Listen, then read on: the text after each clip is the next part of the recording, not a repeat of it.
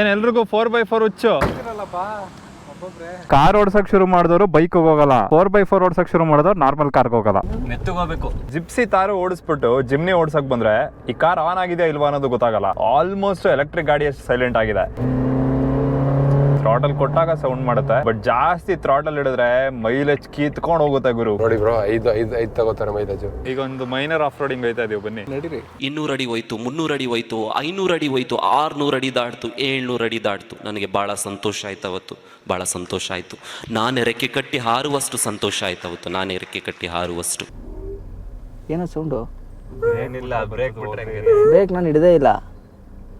ತೆಗಿರ್ರಿ hand break ಎಲ್ಲೂ ಹಾಕ್ಬಾರ್ದು. ನೀವು ಗಾಬರಿ ಪಡಬೇಡಿ, ನಿಮ್ಮ ಹೆಸರು ಎಲ್ಲೂ ತರಲ್ಲ. ಯಾರ್ಯಾರು ಜಿಮ್ನಿ ಟೆಸ್ಟ್ ಡ್ರೈವ್ ಮಾಡದೆ ತಾರ್ನ ಬುಕ್ ಮಾಡ್ಕೊಂಡು ಅದನ್ನ ತಗೊಂಡು ಅನುಭವಿಸ್ತಾ ಇದೀರಾ, ಎಲ್ರೂ 10 ಸೆಕೆಂಡ್ ಮೌನಾಚರಣೆ ಮಾಡೋಣ. ಒಂದೊಂದ್ಸಲ ನನಗೆ ತಾರ್ ತಗತಾ ಇದ್ದೆ ಅಂತ ಅನ್ಬೇಕಾದ್ರೆ ಸತ್ಯ ಮಗ್ನೆ ಅಂತಾನು ಫೀಲ್ ಆಗ್ತಾ ಇತ್ತು. ಈಗ ವೆಲ್ಕಮ್ ಟು ಪುಟಾಣಿ ಕಾರ್ ಅನ್ನೋ ತರ ನನಗೆ ಥಾಟ್ ಆಗ್ತಾ ಇದೆ. ವೆಲ್ಕಮ್ ಟು ಪುಟಾಣಿ ಕಾರ್. ಇವತ್ತು ನಾನು ಓಡಿಸ್ತಾ ಇದ್ದೀನಿ ಪುಟಾಣಿ ಕಾರ್ನ.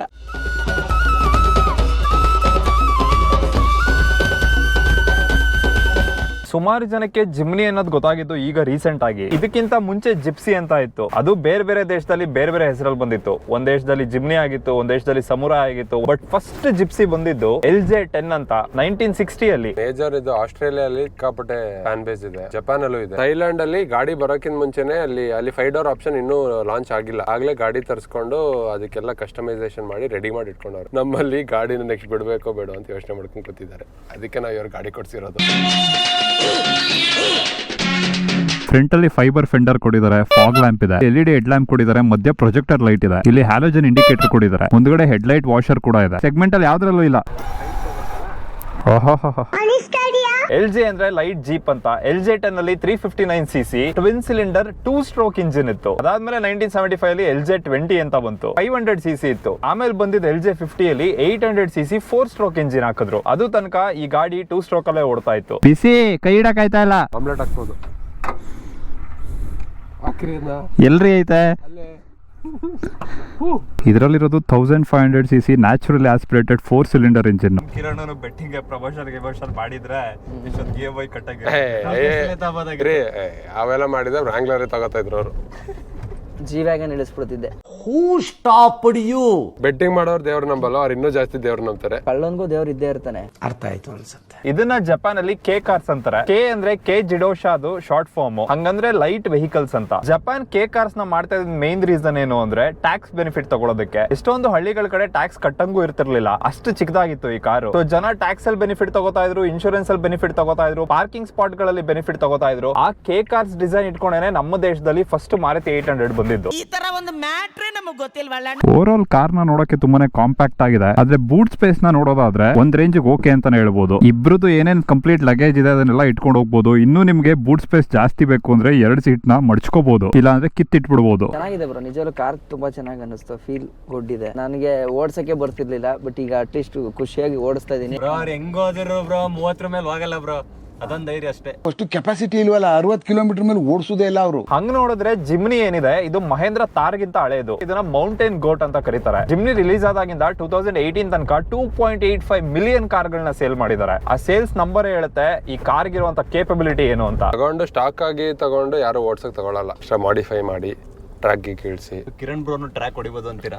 ಮನ್ಸ್ ಮಾಡ್ಬೇಕಷ್ಟೇ. ನಾನು ಸ್ಪಿಟಿ ಮಾಡ್ಕೊಂಡ್ ಬಂದ್ಬಿಡ್ತೀನಿ, ಅಲ್ಲಿವರೆಗೂ ಏನು ಮಾಡ್ಬೇಡಿ. ಆಮೇಲೆ ನಿಮ್ಮ ಹತ್ರ ಕಾರ್ ಕೊಟ್ಬಿಡ್ತೀನಿ. ನೆಕ್ಸ್ಟ್ ಟರ್ಬೋನು ಹಾಕ್ಬೋದು, ಸೂಪರ್ ಚಾರ್ಜರ್ ಹಾಕ್ಬೋದು. ಸಮಾಧಿ ಮೇಲೆ ಎಕ್ಕದ ಗಿಡನ ಇಟ್ಬಿಡಿ.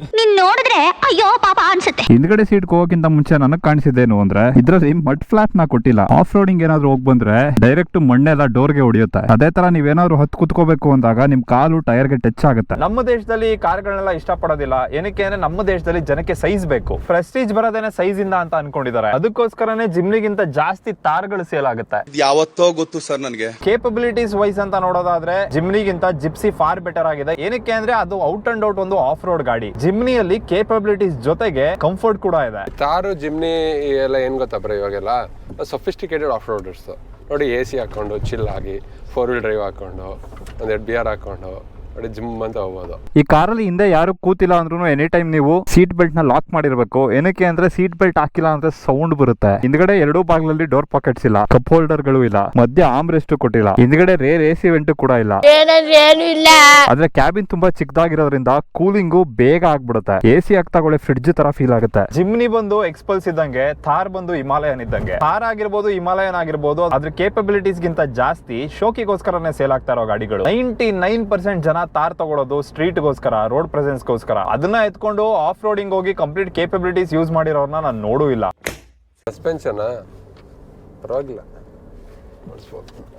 ಬೇಜಾನ್ ಆಪ್ಷನ್ ಇದೆ. ಅಡ್ಜಸ್ಟಬಲ್ ಸಸ್ಪೆನ್ಷನ್, ಲಿಫ್ಟ್ ಕಿಟ್ ಎಲ್ಲ. ಬಟ್ ರೋಡಲ್ಲಿ ಓಡ್ಸಕ್ಕೆ ಏನ್ ತೊಂದರೆ ಇಲ್ಲ. ಟಾಪ್ ಎಂಡ್ ಮಾಡಲ್ ಅಲ್ಲಿ ರೇರ್ ವೈಪರ್ ಇರುತ್ತೆ, ಅದೇ ತರ ರೇರ್ ಡಿಫಾಗರ್ ಇದೆ. ಬಟ್ ಇಲ್ಲಿ ಒಂದು ಕಾಸ್ಟ್ ಕಟಿಂಗ್ ಏನಾಗಿದೆ ಅಂದ್ರೆ ಡಿಫಾಗರ್ ಗೆ ಕವರ್ ಕೊಟ್ಟಿಲ್ಲ. ಇಲ್ಲಿ ಸಾಲ್ಡ್ರಿಂಗ್ ಎಲ್ಲ ವಿಸಿಬಲ್ ಇದೆ. ಎಷ್ಟು ಚೀಪ್ ಅನಿಸ್ಬಿಡ್ತು ಅಂದ್ರೆ ಸ್ಟಾರ್ಟಿಂಗ್ ಅಲ್ಲಿ ಜನ ತಾರ್ ಬಂದಾಗ ಎದ್ನೋ ಬಿದ್ನೋ ಅಂತ ತಗೋತಾ ಇದ್ರು. ಯಾರು ಕೂಡ 4 ವೀಲ್ ಡ್ರೈವ್ ನ ಒಂದ್ಸಲನು ಹಾಕು ಇರೋದಿಲ್ಲ.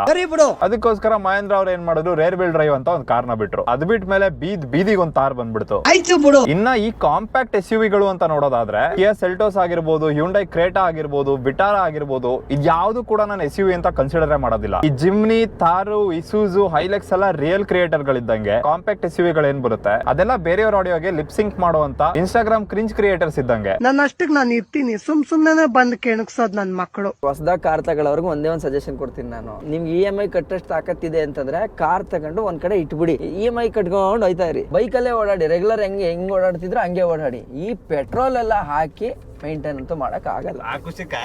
ಇದಕ್ಕೆ ನಾ ಇನ್ನೊಂದು ಅಡ್ವೈಸ್ ಕೊಡ್ಲಾ, ಕೈಯ ಹಿಂಗ್ ಮಾಡ್ಕೆಬಿಟ್ಟು ನಿನ್ ಇಟ್ಕೆ ಬಿಡು. ಸ್ಟೇರಿಂಗ್ ವೀಲ್ ಸಕ್ಕದಾಗಿದೆ. ಇಲ್ಲಿ ಕಾಲ್ ರಿಸೀವ್ ಮಾಡಬಹುದು, ವಾಯ್ಸ್ ಕಂಟ್ರೋಲ್ ಕೊಡಬಹುದು, ಇಲ್ಲಿ ಮೋಡ್ ಸೆಲೆಕ್ಟ್ ಮಾಡ್ಕೋಬಹುದು, ಆಡಿಯೋ ಕಂಟ್ರೋಲ್ ಇದೆ, ಜೊತೆಗೆ ಇದರಲ್ಲಿ ಕ್ರೂಸ್ ಕಂಟ್ರೋಲ್ ಇದೆ. ಕಾರ್ನ ನಾನು ಫಸ್ಟ್ ಡೇ ಓಡಿಸಿದಾಗ ಹೆವಿ ಪವರ್ ಇತ್ತು, ಇವಾಗ ಸ್ವಲ್ಪ ಪವರ್ ಲ್ಯಾಗ್ ಅನಿಸ್ತಿದೆ, ಪಿಕಪ್ ತಗೋತಾ ಇಲ್ಲ. ಅದಕ್ಕೆ ಮೇನ್ ರೀಸನ್ ಇದರಲ್ಲಿ ಅಪ್ಗ್ರೇಡ್ ಆಗಿರುವಂತ ಟೈರ್ಗಳು. ಹೋಯ್ತಾನೆ ಇಲ್ಲ ಗಾಡಿ ಆ ಟೈರ್ ಹಾಕ್ಸಿ ತುಳಿಬೇಕಿನ್ ಸ್ವಲ್ಪ. ಸ್ಟಾಕ್ ಅಲ್ಲಿ 195 ಸೆಕ್ಷನ್ ಟೈರ್ ಇತ್ತು. ಇದರಲ್ಲಿ ಕಾಂಟಿನೆಂಟಲ್ ಕ್ರಾಸ್ ಕಾಂಟ್ಯಾಕ್ಟ್ 80 ಟೈರ್ ಗಳನ್ನ ಹಾಕಿರೋದು. 215 ಸೆಕ್ಷನ್ 15 ಇಂಚ್ ವೀಲ್ ಇದೆ. ಇದರಿಂದ ಎಲ್ಲೋ ಒಂದ್ ಕಡೆ ಗಾಡಿ ಸ್ಲಗ್ಗಿಶ್ ಆಗಿದೆ, ಜೊತೆಗೆ ಇದರಲ್ಲಿ ಎಫಿಷಿಯನ್ಸಿ ಕೂಡ ಡ್ರಾಪ್ ಆಗಿದೆ. ಅಷ್ಟೇ ಬರೋ 11.2 11.3 ಬರ್ತದೆ ಬೆಳಗ್ಗೆಯಿಂದ.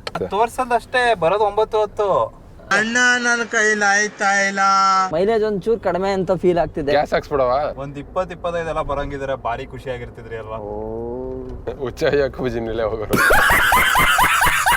ಫ್ರಂಟ್ ಅಲ್ಲಿ ಡೋರ್ ಪಾಕೆಟ್ಸ್ ಇದೆ, ಆದ್ರೆ ಬಾಟಲ್ ಹೋಲ್ಡರ್ ಇಲ್ಲ. ಇಲ್ಲೆಲ್ಲೂ ಕೂಡ ವಾಟರ್ ಬಾಟಲ್ ಇಟ್ಕೊಳಕ್ಕೆ, ಕಾಫಿ ಟೀ ಕಪ್ ಇಟ್ಕೊಳಕ್ಕೆ ಜಾಗನೇ ಕೊಟ್ಟಿಲ್ಲ. ಓ, ಬಾಟಲ್ ಹೋಲ್ಡರ್ ಇದೆಯಲ್ಲ ಗುರು. ಆಟೋ ಆನ್ ಆಫ್ ಇದೆ, ಆಫ್ ಆಯ್ತು. ಬ್ರೇಕ್ ಬಿಟ್ಟ ತಕ್ಷಣ ಮತ್ತೆ ಆನ್ ಆಗುತ್ತೆ. ಬೇರೆ SUV ಗಳಾಗಿದ್ರೆ ಈ ತರ ಎಲ್ಲ ನುಗ್ಸಕ್ ಆಗಲ್ಲ ಗುರು. ಜಿಮ್ನಿಯಲ್ಲಿ ಪವರ್ ಪರ್ಫಾರ್ಮೆನ್ಸ್ ಸ್ವಲ್ಪ ಲ್ಯಾಗ್ ಇರಬಹುದು, ಆದ್ರೆ ಇದ್ರಲ್ಲಿರೋ ಪ್ಲಸ್ ಪಾಯಿಂಟ್ ಅಂದ್ರೆ ಇದ್ರ ಸೈಜ್. ಗಾಡಿಗಳು ಎಷ್ಟು ಕಾಂಪ್ಯಾಕ್ಟ್ ಆಗಿರುತ್ತೆ ಅಷ್ಟು ಈಸಿ ಆಗಿರುತ್ತೆ. ಆನ್ ರೋಡ್ ಆಗಿರ್ಬೋದು, ಆಫ್ ರೋಡ್ ಆಗಿರ್ಬೋದು, ಅಥವಾ ಸಿಟಿನಲ್ಲಿ ಯೂಸ್ ಮಾಡಕ್ ಆಗಿರ್ಬೋದು. ಸರ್ವಿಸ್ ಏನ್ ಆಕ್ಚುಲಿ ನಮ್ಗೇನ್ ತೊಂದರೆ ಆಗಲ್ಲ. ತಗೊಂಡ್ 10 ದಿನಕ್ಕೆ 10,000 ರೂಪಾಯಿ ಪೆಟ್ರೋಲ್ ಖರ್ಚು ಮಾಡಿದೀನಿ. ಅದೇ 10,000 ಇದ್ದಿದ್ರೆ ನಾನು ಇನ್ನೊಂದು ಸ್ಪಿಟಿ ಮಾಡ್ಕೊಂಡ್ ಬಂದ್ಬಿಡ್ತಿದ್ದೆ ನನ್ನ ಬೈಕಲ್ಲಿ. ತಗೊಂಡೆ 10 ದಿವಸ ಗಾಡಿನ ಮನೇಲಿ ನಿಲ್ಸಂಗ್ ಹೇಳ್ತಾರೆ, ಊರೆಲ್ಲ ಸುತ್ಕೊಂಡ್ ಬಂದಿದ್ದಾರೆ. ಮಾತೇ ಇಲ್ಲ. ಮಧ್ಯ ಒಂದು LCD ಸ್ಕ್ರೀನ್ ಇದೆ, ಆಪಲ್ ಕಾರ್ ಪ್ಲೇ ಮತ್ತೆ ಆಂಡ್ರಾಯ್ಡ್ ಆಟೋ ಇದೆ. ಇದರಲ್ಲಿರೋದು automatic gear box, traction control off ಮಾಡ್ಕೋಬಹುದು, ಹಿಲ್ ಡಿಸೆಂಟ್ ಕಂಟ್ರೋಲ್ ಇದೆ. ಗ್ಲೌ ಬಾಕ್ಸ್ ಚಿಕ್ಕದಾಗಿದೆ, ಅಷ್ಟೇನ್ ಜಾಗ ಇಲ್ಲ. ನಮ್ಮ ದೇಶಕ್ಕೆ ಡೈಲಿ ಯೂಸ್ ಮಾಡುವಂತ ಒಂದು 4x4 ಇದೆ ಅಂದ್ರೆ ಪ್ರಾಬ್ಲಿ ಜಿಮ್ನಿನೇ ಇರಬೇಕು. ತಾರಲ್ಲೂ ನೀವು ಡೈಲಿ ಯೂಸ್ ಮಾಡಬಹುದು, ಬಟ್ ತಾರಲ್ಲಿ ಬರುವಂತ ಎಫಿಷಿಯನ್ಸಿ, ತಾರಲ್ಲಿ ಇರುವಂತ ಸೈಜ್, ಅದ್ರಲ್ಲಿ ಬರುವಂತ ಮೇಂಟೆನೆನ್ಸ್ ಕಾಸ್ಟ್ ಗೆ ಕಂಪೇರ್ ಮಾಡಿದ್ರೆ ಎನಿ ಡೇ ನೀವು ಜಿಮ್ನಿ ತಗೋಬಹುದು. 09 ಸ್ಮೈಲ್ ನೋಡಿದ್ರೆ ಒಂಥರ ಖುಷಿ. ಯಾರನ್ನೋ ನೋಡ್ದಂಗ ಆಯ್ತು ಅಂದ್ರಲ್ಲ ನನ್ನ ನೋಡಿ. K09 ತರ ಇಲ್ವಾ ಇವರು? Same but different. ಸೇಮ್ ನಿಮ್ ತರನೇ ಇದೆ ನೋಡಿ. ಅಂದ್ರೆ ನಿಮ್ಮನ್ನ ಎಷ್ಟು ಜಪ ಮಾಡ್ತಾ ಇದೀನಿ ನಾನು ಅಂತ. ಇಲ್ಲೊಂದು ಸಮಸ್ಯೆ ಖಂಡಿತ ಇದೆ. 5 ಡೋರ್ ಜಿಮ್ನಿ ಬಿಟ್ರು ಕೂಡ ಇದರಲ್ಲಿ 5 ಜನ ಕೂತ್ಕೊಳ್ಳಕ್ ಆಗಲ್ಲ. 4 ಜನಕ್ಕೋಸ್ಕರ 5 ಡೋರ್ ಕಾರ್ ನ ಬಿಡೋ ಬದಲು ಇವರು ಇಂಟರ್ನ್ಯಾಷನಲ್ ಮಾರ್ಕೆಟ್ ಅಲ್ಲಿ ಏನು ಒಂದು 3 ಡೋರ್ ಕಾರ್ ಇದೆ ಅದನ್ನೇ ಬಿಟ್ಟಿದ್ರೆ ಆಗ್ತಾ ಇತ್ತು. ಇಬ್ರು ಓಡಾಡುವಂತ ಚಿಕ್ಕ ಕಾರ್ಗೆ 20 ಲಕ್ಷ ಏನಕ್ಕೆ ಕೊಡ್ಬೇಕು ಅಂತ ಹೇಳ್ತಾರೆ. ಆದ್ರೆ ಇಬ್ರು ಮಾತ್ರ ಕಂಫರ್ಟಬಲ್ ಆಗಿ ಓಡಾಡುವಂತ ಥಾರ್ಗೆ 25 ಲಕ್ಷ ಕೊಟ್ಟು ತಗೋತಾರೆ. ಏನಕ್ಕೆ ಅಂದ್ರೆ ತಾರ್ದು ದೊಡ್ಡದಾಗಿದೆ. ನೋಡಿ, ಹಿಂಗ್ ಸಡನ್ ಆಗಿ ರೋಡಲ್ಲಿ ಏನಾದ್ರು ಡೋರ್ ಓಪನ್ ಮಾಡಿ ಇಟ್ಕೊಂಡಿದ್ದಾಗ ಭಯ ಆಗುತ್ತೆ, ಯಾಕಪ್ಪ ಕಾರ್ ತಗೊಂಡೆ ಅಂತ. ಕಾರ್ ಗುದ್ದಿಸಿದ್ರೆ ಕೇಸ್ ಆಗುತ್ತೆ, ಅದೇ ಬೈಕ್ ಗುದ್ದಿಸಿದ್ರೆ ಕಾಂಪನ್ಸೇಷನ್ ಕೊಡ್ತಾರೆ. ನಿಜಾನ ರೂಲು? ಚಿಕ್ಕ ಗಾಡಿ ಯಾವಾಗ್ಲೂ ದೊಡ್ಡ ಗಾಡಿನೇ ಇದಾಗ್ಬೇಕಲ್ಲ. ಮಂಗಮದುವೆ ಆಗಿದ್ರು ಕೊಡ್ತಾರೆ. ಮತ್ತೆ ನಿಮ್ಮಂತ ಲಾಯರ್ ಗಳು ಏನ್ ಮಾಡ್ತಿದ್ದೀರಾ? ಇವತ್ತು ಅದೆಲ್ಲ ಬೇಡ ಬಾಸ್, ಇವತ್ತು ಅದೆಲ್ಲ ಬೇಡ, ಈಗ ಬೇಡ. ನನಗಂತೂ ಈ ಕಾರ್ನ ಓಡಿಸ್ಬೇಕಾದ್ರೆ ಭಲೇ ಮಜಾ ಬರ್ತಿದೆ. ಇದನ್ನ ನಾನು ಸಿಟಿನಲ್ಲಿ ಹೈವೇನಲ್ಲಿ ಜಾಸ್ತಿ ಟೆಸ್ಟ್ ಮಾಡೋದಿಲ್ಲ. ಸಿಟಿ ಹೈವೇಗೆ ಎತ್ಕೊಂಡು ಹೋದ್ರೆ ಈ ಗಾಡಿ ಹೆವಿ ಲ್ಯಾಗ್ ಆಗಿ ಫೀಲ್ ಆಗುತ್ತೆ. ಬೇರೆ ಮಾರುತಿ ಸುಜುಕಿ ಕಾರುಗಳಿಗೆ ಕಂಪೇರ್ ಮಾಡಿದ್ರೆ ಇದು ಸಕ್ಕತ್ತಾಗಿದೆ ಗುರು. ಇದ್ರ ಬಿಲ್ಟ್ ಆಗಿರ್ಬೋದು, ಪರ್ಫಾರ್ಮೆನ್ಸ್ ಆಗಿರ್ಬೋದು, ಇದ್ರಲ್ಲಿ ಕೊಟ್ಟಿರುವಂತ ಎಕ್ವಿಪ್ಮೆಂಟ್ಸ್ ಆಗಿರ್ಬೋದು. 3 ಡೋರ್ 5 ಡೋರ್ ಎರಡು ಜಿಮ್ನಿ ಕೂಡ ನಮ್ಮ ದೇಶದಲ್ಲೇ ಪ್ರೊಡಕ್ಷನ್ ಆಗ್ತಾ ಇರೋದು. ನಮ್ಮ ದೇಶಕ್ಕೊಂದು ಬೇರೆ ದೇಶಕ್ಕೊಂದು ಸ್ಪೆಕ್ ನ ಡಿಸೈನ್ ಮಾಡ್ಕೊಂಡು ಕುತ್ಕೊಳ್ಳೋಕೆ R&D ನಲ್ಲಿ ತುಂಬಾನೇ ಖರ್ಚಾಗುತ್ತೆ. ಅದಕ್ಕೋಸ್ಕರ ಯುರೋಪಿಯನ್ ಸ್ಪೆಕ್ ಅಲ್ಲಿ ಏನ್ ಕಾರ್ ಬಂದಿತ್ತು ಅದನ್ನೇ ನಮ್ಮ ಇಂಡಿಯಾಗೂ ಕೂಡ ಕೊಟ್ಟಿರೋದು. ಟೈರ್ ಒಂದು ತುಕಾಲಿ ಕೊಟ್ರು. ರೈಟ್ ವಿಂಡೋಗೆ ಇಲ್ಲಿ ಸ್ವಿಚ್ ಇದೆ, ಲೆಫ್ಟ್ ವಿಂಡೋಗೆ ಇಲ್ಲಿ ಸ್ವಿಚ್ ಇದೆ. ಆದ್ರೆ ಹಿಂದ್ಗಡೆ 2 ವಿಂಡೋಗೆ ಇಲ್ಲಿ ಮಧ್ಯ ಕೊಟ್ಟಿದ್ದಾರೆ. ಫಸ್ಟ್ ಈ ಗಾಡಿ ಡಿಸೈನ್ ಆಗಿದ್ದು 3 ಡೋರ್ಗೆ. ಸೊ 3 ಡೋರ್ ಕಾರ್ ಅಲ್ಲಿ ಬರೀ 2 ಮಾತ್ರ ಆಪರೇಟಿಂಗ್ ವಿಂಡೋಸ್ ಇತ್ತು. ಇಂಡಿಯಾಗೋಸ್ಕರ ಯಾವಾಗ ಇವರು 5 ಡೋರ್ ಕಾರ್ ಮಾಡಿದ್ರು ಅವಾಗ ಎಕ್ಸ್ಟ್ರಾ ವಿಂಡೋ ಬಟನ್ ಇಲ್ಲಿ ಪ್ಲೇಸ್ ಮಾಡಿದ್ರು. ರಿವರ್ಸ್ ಕ್ಯಾಮ್ರಾ ಕಚ್ಚಡವಾಗಿದೆ ಗುರು. ಅಡಾಪ್ಟಿವ್ ಗೈಡ್ ಲೈನ್ಸ್ ಗಳನ್ನ ಕೊಟ್ಟಿಲ್ಲ, ಕ್ಲಾರಿಟಿ ಚೆನ್ನಾಗಿಲ್ಲ. ಕ್ಯಾಮ್ರಾ ಇಲ್ಲಿ ಕೆಳಗಡೆ ಇದೆ. ಸೊ ನಿಮಗೆ ನೆಲ ಮಾತ್ರ ಅಷ್ಟು ಚೆನ್ನಾಗಿ ಕಾಣುತ್ತೆ, ಮೇಲ್ಗಡೆ ಅಷ್ಟು ವಿಸಿಬಿಲಿಟಿ ಇರೋದಿಲ್ಲ. ರೇಟ್ ಪ್ರಕಾರ ಹೋಗುತ್ತಾ? ಗಾಡಿ ದೊಡ್ಡದ ಯಾವ ಗಾಡಿ ಇರುತ್ತೋ ಅದ್ರ ಮೇಲೆ ರೆಸ್ಪಾನ್ಸಿಬಿಲಿಟಿ ಇರುತ್ತೆ. ಹಂಗಾದ್ರೆ BMW ತಗೊಂಡು ಒಂದು ಇದಕ್ಕೆ ಓದಿದ್ರೆ ಆಲ್ಟೋಗೆ ಅಯ್ಯೋ ಲೀಗಲ್ ಆಗಿರೋದನ್ನ ನಾವು ಮಾಡಬಾರ್ದು. ನಾನು ಇನ್ನೂ ಪ್ರಾಕ್ಟೀಸ್ ಮಾಡ್ತಾ ಇದ್ದೀನಿ, ಎಲ್ಲ ಹೇಳ್ತೀನಿ ನನಗೆ. ಮುಂದಿನ ಸಂಚಿಕೆಯಲ್ಲಿ ಇಷ್ಟ ಹೇಳಕ್ ಇಷ್ಟಪಡ್ತೀನಿ. ಓಕೆ ಫ್ರೆಂಡ್, ಬಾಯ್. ಈ ಕಾರ್ಗೆ 20 ಲಕ್ಷ ಅನ್ನೋದಕ್ಕೋಸ್ಕರ ಇದು ಸೇಲ್ ಆಗದೆ ಉಳ್ಕೊಳ್ಳಿಲ್ಲ. ಒಂದು ಮಾರುತಿ ಸುಜುಕಿ ಕಾರ್ಗೆ 20 ಲಕ್ಷ ಅಂತ ಇದು ಸೇಲ್ ಆಗ್ಲಿಲ್ಲ. ಇವತ್ತಿಗೂ ಸುಮಾರು ಜನ ಹೇಳ್ತಾರೆ ಜಿಮ್ನಿ ಏನಾದ್ರು 10 ಲಕ್ಷ 12 ಲಕ್ಷಕ್ಕೆ ಬಂದಿದ್ರೆ ನಾನು ತಗೊಂಡ್ಬಿಡ್ತಿದ್ದೆ ಅಂತ.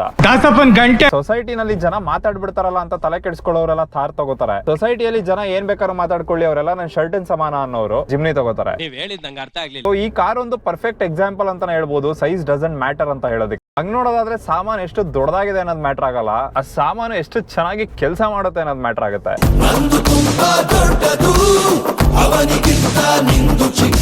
50,000 ಕಿಲೋಮೀಟರ್ಗೆ 6.5 ಲಕ್ಷ ಪೆಟ್ರೋಲ್ ಖರ್ಚಾಯ್ತದೆ. 1 ಲಕ್ಷ ಜಿಮ್ನಿ ಕಾರ್ ಓಡಿಸಿದ್ರೆ ಪೆಟ್ರೋಲ್ಗೆನೆ ಕಾರ್ ಕೊಟ್ಟಿರೋ ಕಾಸು ಕಟ್ಬಿಡ್ತೀವಿ. ಇದೆಲ್ಲ ಜನ ಯೋಚನೆ ಮಾಡಲ್ಲ, ಕಾರ್ ತಗೋಬಿಡ್ತಾರೆ. ಅದೇ ಹಂಗ BMW ತಗೊಂಡು ಕಾರ್ ಗೊತ್ತಿದ್ರು ಕಾರ್ ಅವನೇ ಬಿಯರ್ ಮಾಡಬೇಕು, ಕಾರ್ ಅವನೇ ರೆಸ್ಪಾನ್ಸಿಬಿಲಿಟಿ. ಅದಕ್ಕೆ ನೀವು ಚಿಕ್ಕ ಕಾರ್ ತಗೋಬಿಟ್ರ ಹೋಗಿ ಗುದ್ದುತ್ತೀರಿ ಅನ್ನೋ ಗ್ಯಾರಂಟಿ ಮೇಲೆ. ಹಂಗೆಲ್ಲ ಗುದ್ಗಿದ ಸೀನೇ ಇಲ್ಲ. ನೋಡಿ ಎಷ್ಟು ಚೆನ್ನಾಗಿ ಓಡಿಸ್ತಾ ಇಲ್ವಾ. ನಾನು ಜಮಾನ್ದಲ್ಲಿ 2017ರಲ್ಲೇ ಲೈಸೆನ್ಸ್ ಮಾಡಿಸ್ಕೊಂಡಿದ್ದೆ. ನಿಮ್ಮ ಹತ್ರ ಇಲ್ಲದೆ ಇರೋ ಲೈಸೆನ್ಸ್ ನನ್ನ ಹತ್ರ ಇರುತ್ತೆ. ಆಗ A few moments later.